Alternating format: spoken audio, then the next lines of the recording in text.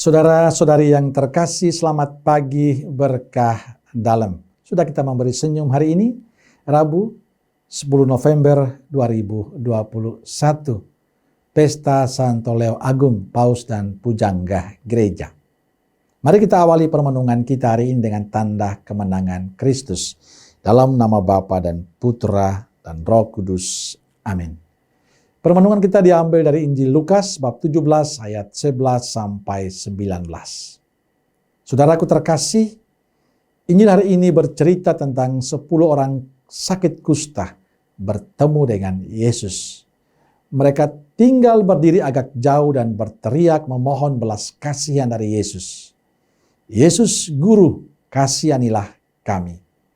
Yesus lalu memandang mereka dan berkata, "Pergilah, perlihatkanlah dirimu kepada imam." Dan sementara dalam perjalanan mereka menjadi tahir. Yang menarik adalah dari 10 orang yang mengalami kesembuhan dari kusta itu, hanya 1 orang saja yang tahu berterima kasih. Dan itu adalah orang Samaria.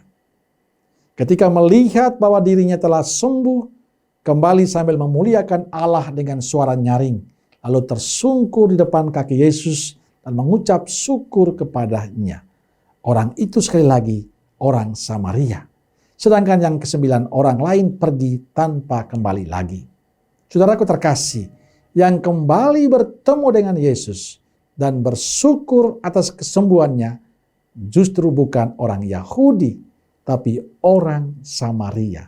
Orang yang dianggap kafir, orang yang dianggap tidak benar dalam hidup, orang yang dianggap kelas kedua.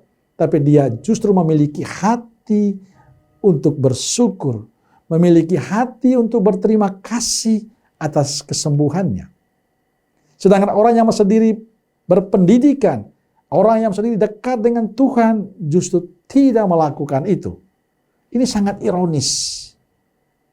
Itu terjadi pada diri orang Yahudi yang tidak mau berterima kasih atas kesembuhannya. Saudaraku terkasih, ini pengalaman kita. Kisah 10 orang yang sakit kusta dan datang kepada Yesus adalah kisah hidup kita.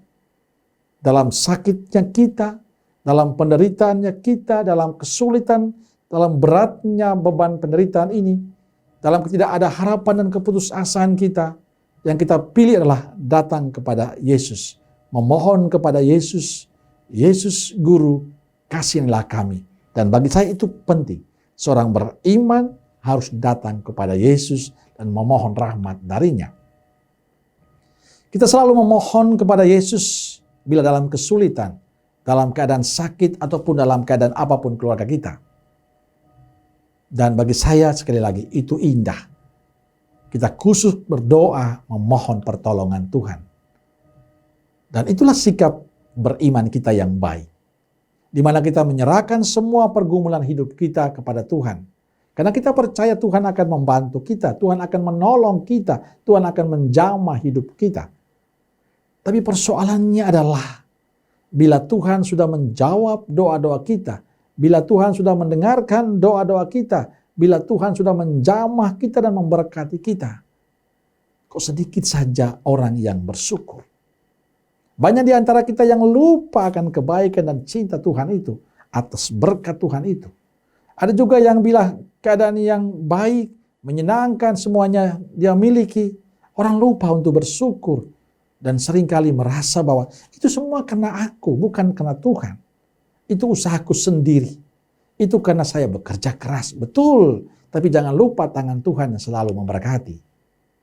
Maka saudaraku terkasih, sikap orang Samaria yang telah disembuhkan oleh Yesus dan kembali kepada Yesus untuk bersyukur, hendaknya menjadi contoh indah bagi kita. Bahwa di balik kesuksesan kita, di balik keberhasilan kita, di balik sukacita dan damainya kita, yang kita alami, ada tangan Tuhan yang turut bekerja. Ada tangan Tuhan yang selalu menolong. Ada Tuhan yang memberikan kekuatan kepada kita. Ada Tuhan yang memberkati semua usaha dan pekerjaan kita. Tanpa Tuhan kita tidak berdaya apapun. Kita tidak bisa melakukan apa saja. Karena itu belajarlah untuk terus bersyukur dalam setiap kehidupan kita. Saudaraku terkasih, jangan pernah lupa bersyukur. Bahwa hari ini kita bisa berjumpa walaupun secara online, walaupun lewat media, tapi itu karena kemurahan dan kebaikan Tuhan. Bahwa kita bisa mendapatkan sesuatu, kita memiliki keluarga yang baik, mendapatkan pekerjaan dan usaha yang lancar.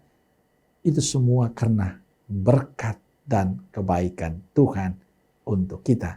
Maka sudah sepantasnya untuk datang kepada Yesus, bersyukur kepadanya atas semua kebaikan dan cintanya. Rasa syukur akan membuat kita bahagia dalam hidup kita. Maka warnailah hidup kita dalam segala situasi apapun dengan rasa syukur kita. Rasa syukur sekali lagi menandakan bahwa kita beriman. Amin.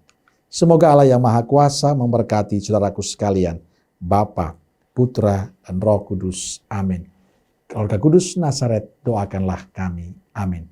Berkah dalam.